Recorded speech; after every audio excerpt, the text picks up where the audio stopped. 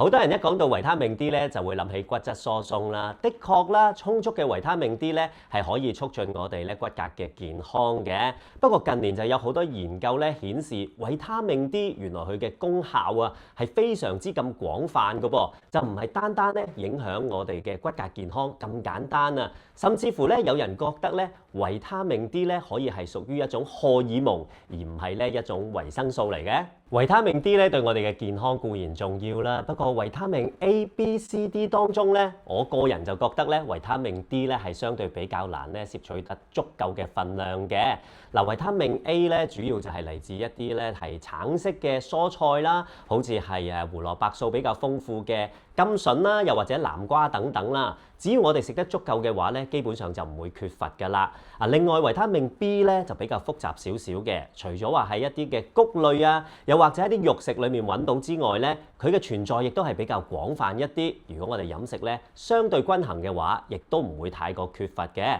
嗱，至於維他命 C 啦，嗱基本上可以喺好多嘅水果啊、蔬菜裡面揾到啦。我哋日常飲食裡面咧，相對咧較難缺乏嘅。至於維他命 D 咧就比較特別啦。嗱，皆因維他命 D 咧只係咧喺幾種比較獨特嘅食物裏面咧係相對比較豐富，同埋咧可以有足夠嘅份量，影響到咧我哋日常維他命 D 充足嘅攝取嘅啫。所以話維他命 D 咧真係唔係咁容易喺食物裏面揾到之餘咧，要食得夠咧，亦都唔係太過容易嘅。嗱，早前咧亦都有啲研究顯示啦，喺人口群組當中咧，有一半左右啦嘅人士，佢哋血液裡面嘅維他命 D 儲備咧都係比較較低嘅。呢個同我哋咧都市人嘅生活習慣咧都係息息相關嘅噃。好多人都知道咧，維他命 D 除咗係食落肚之外咧，亦都可以透過咧我哋嘅皮膚啊接觸呢個 UVB 咧嚟到製造出嚟嘅喎。不過都市人咧好多時候都係室內裏面工作啦，亦都好少一啲戶外嘅活動啊。咁喺呢個咁嘅情況之下咧，我哋咧就比較少咧能夠透過我哋嘅皮膚咧製造足夠嘅維他命 D 啦。嗱，缺乏維他命 D 咧，的確會影響我哋骨骼嘅健康嘅。而對於小朋友嚟講咧，甚至乎啊係會影響佢哋咧發育同埋長高㗎。嗱，對於長者嚟講咧，缺乏維他命 D 咧就會增加骨質疏鬆嘅機會啦。所以唔係話咧長者攝取到足夠嘅鈣質咧，就一定可以保障牙齒同埋骨骼嘅健康啦。嗱，講翻維他命 D 啦，近年就多咗醫護人員咧去注意喎，皆因維他命 D 咧就唔係淨係單單影響我哋嘅骨骼健康啦。近年嘅研究咧更加顯示啊，維他命 D 原來咧喺我哋身體嘅免疫系統啦，同埋咧我哋嘅情緒管理方面咧，都係一個非常之大嘅作用嘅。所以咧維他命 D 嘅足夠與否咧，對我哋嘅健康或者全人嘅健康咧，基本上就有好大嘅影響啦。嗱，講起免疫系統咧，其實有兩個方面嘅喎，有對內同對外啦。對外嗰方面咧，維他命 D 嘅充足咧，可以幫助我哋咧係減低病毒同埋細菌嘅感染機會啦。而即使感染之後，充足嘅維他命 D 咧，亦都可以幫助我哋提升嘅免疫力啦，令到我哋更加快痊癒嘅。而講到免疫力咧，對內方面啦。近年嘅研究顯示啊，好多一啲自身免疫系統啦，或者我哋叫自我免疫系統嘅一啲疾病，包括咗係皮膚嘅敏感啦、食物敏感啦，又或者係鼻敏感啊、哮喘等等咧，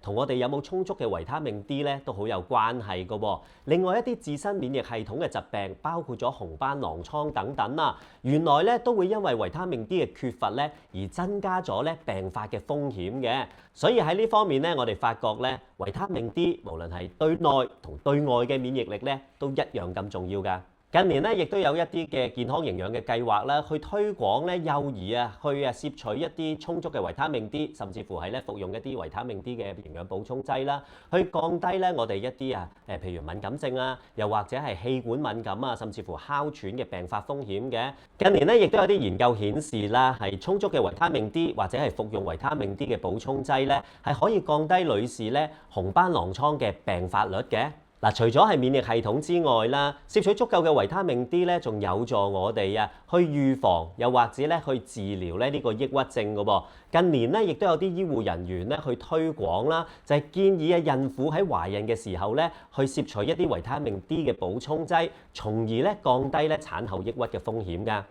嗱，既然我哋講到維他命 D 咧對健康真係咁重要嘅話，點樣先至可以攝取到足夠嘅維他命 D 咧？有啲人就覺得啦，維他命 D 既然咧可以透過咧我哋喺戶外啦，皮膚接觸到紫外線 B 嘅時候咧製造出嚟嘅。咁我哋又點需要咧喺食物裡面食翻嚟咧？即使你啲食物裡面幾難先至揾到嗰啲維他命 D 咧，都唔關我事啦。只要我多啲做戶外運動，曬多啲太陽，咁就得咯。嗱，呢個講法未必係錯㗎。不過咧喺營養學家去制定呢啲營養嘅指標同埋咧每日建議嘅攝取量嘅時候咧，已經考慮咗其實一般人咧都會喺戶外工作或者生活啦，都會接觸到一定份量嘅 UVB 啦，去製造一啲嘅維他命 D 嘅。但係呢個所製造嘅維他命 D 嘅份量咧，其實係相對咧唔穩定㗎噃，因為唔可能每一日都有太陽，或者我哋每一日製造嘅維他命 D 咧都足夠咧滿足身體所需嘅。嗱，特別喺冬天啦，紫外線嘅水平咧相對較低啦，而我哋亦都更加少機會咧外出去活動喎，咁樣咧亦都大大影響我哋咧皮膚製造維他命 D 嘅成效嘅。所以喺制定呢啲每日建議攝取量嘅同時，我哋已經考量到咧身體有一定嘅維他命 D 咧係基本係透過皮膚係製造出嚟，但係仍然咧需要喺飲食裏面攝取咧一定份量嘅維他命 D 嚟保障血液裏面我哋維他命 D 咧達到一個健康嘅標準嘅。既然我哋唔可以完全依賴咧我哋嘅皮膚去製造充足嘅維他命 D 咧，我哋就要依賴我哋嘅飲食去作為補充啦。要食幾多先至夠呢？其實維他命 D 每日嘅建議攝取量咧係相當之低，我哋講緊係10微克或者咧係400個國際嘅單位啊。咁即係幾多呢？一陣間我哋可以同大家分析一下。嗱，亦都有啲國家咧係提升咗咧佢哋成年人啊每日所需要嘅維他命 D 攝取量去到15微克嘅，但係咁少嘅份量都點解咁難喺我哋飲食裏面先至揾得足夠呢？嗱，以下落嚟咧可以俾唔同食物嘅維他命 D 嘅水平大家參照一下，大家就知道點解咧維他命 D 咁難先食得足夠啦。嗱，由於維他命 D 咧本身咧就唔係咁普遍啦，我哋唔會話透過好大量不同嘅食物咧攝取到咧係足夠或者有效嘅維他命 D， 所以我哋對於所謂豐富維他命 D 嘅食物嘅要求啊，或者佢嘅標準咧就比較高一啲啦。意思係乜嘢呢？如果一種食物啊喺我哋日常進食嘅份量啊，可以攝取到100%我哋每日所需要嘅維他命 D 咧，我先至為之咧一種豐富維他命 D 嘅食物嘅。另外有人覺得咧維他命 D 咧係屬於一種脂溶性嘅營養素啦，脂肪越高係咪代表維他命 D 一定越多呢？嗱，呢度我哋大概有100克嘅係半肥瘦嘅碎豬肉啦，其實所蘊含嘅維他命 D 咧只不過係0.2微克嘅啫，即係咩意思呢？原來呢度大概100克嘅豬肉，我哋要食到50碗啊，先至可以滿足到我哋一日10微克嘅維他命 D 所需嘅。聽起上嚟都覺得幾匪夷所思㗎，所以唔係話咧越高油份嘅食物維他命 D 就一定越多㗎。嗱，有啲人咧覺得咧食豬肉嘅維他命 D 唔夠豐富，食內臟得咯啩？聽講咧食內臟可以補充維他命 D 喎。嗱，呢度一嚿豬潤啦，大概100克左右啦，佢蘊含嘅維他命 D 咧大概係1.2微克，所以如果要食得夠嘅話，即係滿足到一日10微克嘅維他命 D 所需咧，就要食到咧8嚿啦。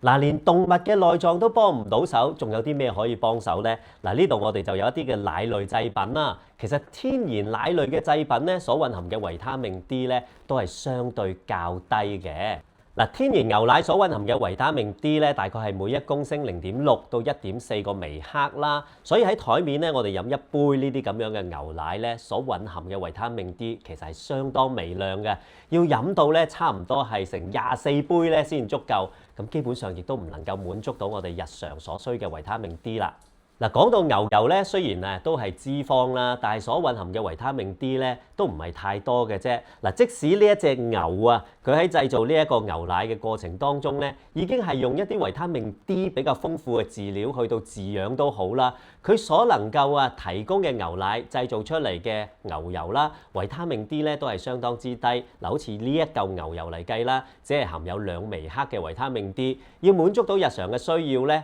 就要需要食到5嚿啦。嗱，至於雞蛋咧，大家都知道啦，雞蛋黃咧就係我哋維他命 D 喺飲食裡面其中一個主要嘅來源嚟嘅。嗱，不過咧要食幾多先至夠咧？嗱，一般嚟講，雞蛋黃每1公斤就蘊含40微克嘅維他命 D， 聽落去就比較多啦。不過咧，我哋個雞蛋黃嘅重量咧，其實都係相當之低嘅。每一個雞蛋黃以去25克咁樣去計算嘅話咧，我哋每日都要食到咧10隻雞蛋或者10個雞蛋黃咧，先至可以滿足到我哋10微克嘅呢一個維他命 D 嘅建議攝取量嘅。嗱，講咗咁耐咧，好似真係冇一種食物咧有足夠嘅維他命 D 可以滿足我哋日常所需嘅，真係非常之絕望啊！不過唔需要絕望嘅，因為以下落嚟嘅食物咧就將你帶嚟好大嘅希望。咁啊，視乎你平日飲食裏面咧有冇食一啲高脂嘅魚類，或者你本身咧中唔中意食魚啦？嗱，好似台面咧，我哋呢一嚿嘅三文魚啦，呢度係一件養殖嘅三文魚，本身佢嘅維他命 D 係高脂魚類當中唔算特別豐富嘅，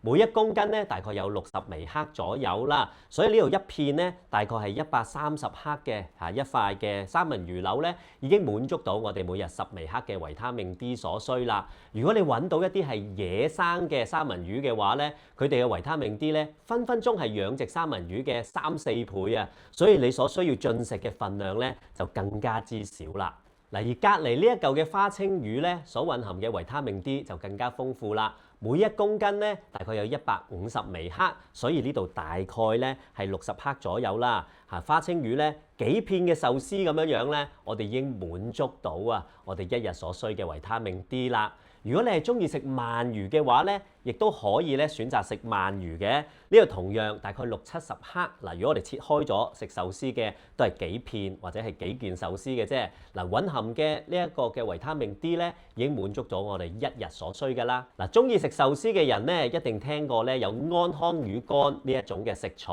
嘅。嗱，我哋都知道魚肝本身就蘊含豐富嘅維他命 D 啦。我哋食一細細嚿嘅安康魚肝嘅壽司咧，已經係滿足咗我哋幾日嘅維他命 D 所需。你話本身要揀食材揀得啱係幾咁重要呢？當然好多人都知道啦，譬如話魚肝或者魚肝油呢啲天然嘅食材咧，係蘊含較豐富嘅維他命 D 嘅。但係人類嘅飲食習慣已經轉變咗啦，我哋比較少接觸呢方面嘅食材啦。同時我哋都擔心咧海洋嘅污染啦，一啲重金屬嘅污染啦，或者塑化劑嘅一啲污染咧，點樣去改變咗我哋食物安全嘅風險啊？導致到咧，我哋咧都唔係話太過建議咧，去以呢啲嘅魚類嘅肝臟作為主要嘅維他命 D 嘅來源嘅。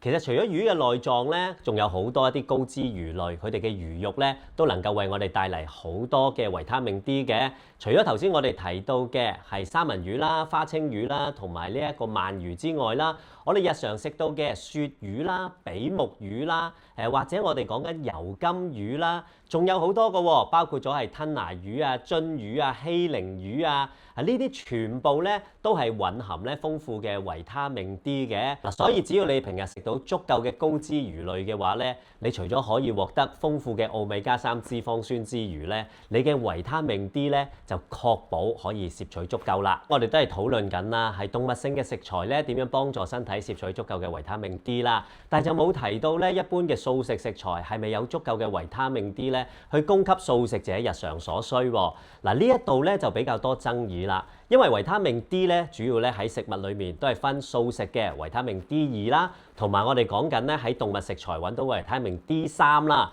有啲研究咧就發現咧維他命 D2啦，佢嘅活性啦，或者咧喺身體嘅轉化咧，作為一種咧係有一個活性嘅效能嘅話咧，一般咧就係較低嘅。撇除話去比較咧喺植物性食物裏面揾到嘅維他命 D2啦，佢嘅活性係咪真係低過喺動物性食材裏面揾到嘅維他命 D3唔提啦？我哋都會發現咧喺一啲植物性嘅食材，特別係我哋講到咧就話菇菌類本身蘊含好豐富嘅維他命 D 㗎嘛。究竟係咪真係有咁豐富嘅份量滿足我哋日常所需呢？嗱，一般嘅研究咧都指出啦，喺我哋日常食用嘅一啲菇菌類裏面咧，每1公斤所蘊含嘅維他命 D 咧，大概咧都係大概1微克左右啦。嗱，其實咧要食到足夠嘅份量咧，我哋所要進食嘅菇菌類真係要非常之咁多嘅。不過都有啲例外嘅喎，喺泰國嗰邊咧就有啲研究發現咧個別品種嘅一啲蠔菇咧，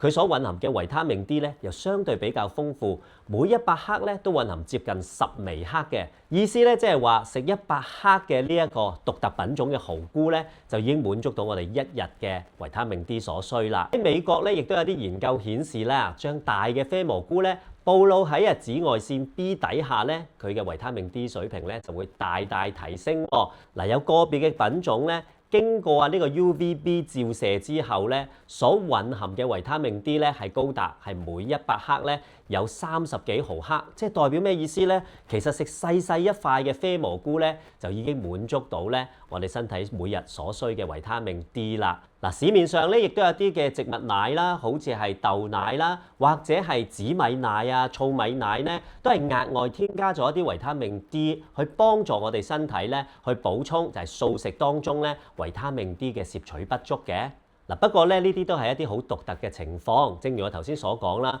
日常我哋接觸到嘅素食食材，特別係呢一啲菇菌類嘅食材，佢係蘊含咧微量嘅維他命 D 或者維他命 D2嘅。咁不過咧呢個都唔足以咧去滿足我哋日常所需嘅維他命 D 攝取量嘅。嗱，今日我哋分享咗咁多關於維他命 D 嘅資料啦，大家都感覺得到啊，維他命 D 真係得來不易嘅。嗱，佢除咗咧係影響我哋嘅牙齒同埋骨骼健康咧，亦都影響埋我哋嘅免疫系統啦，同埋我哋嘅情緒管理嘅。嗱，所以咧我哋真係要咧好好去思考一下啦，點樣可以喺日常飲食裏面攝取到足夠嘅維他命 D。嗱，如果本身你唔係太中意食魚嘅話咧，或者你都要好好去思考一下。究竟有啲咩烹調方法，或者有邊啲高脂魚你係能夠接受得到，可以咧引入喺你嘅日常飲食當中咧，令到你嘅維他命 D 咧唔再缺乏啦。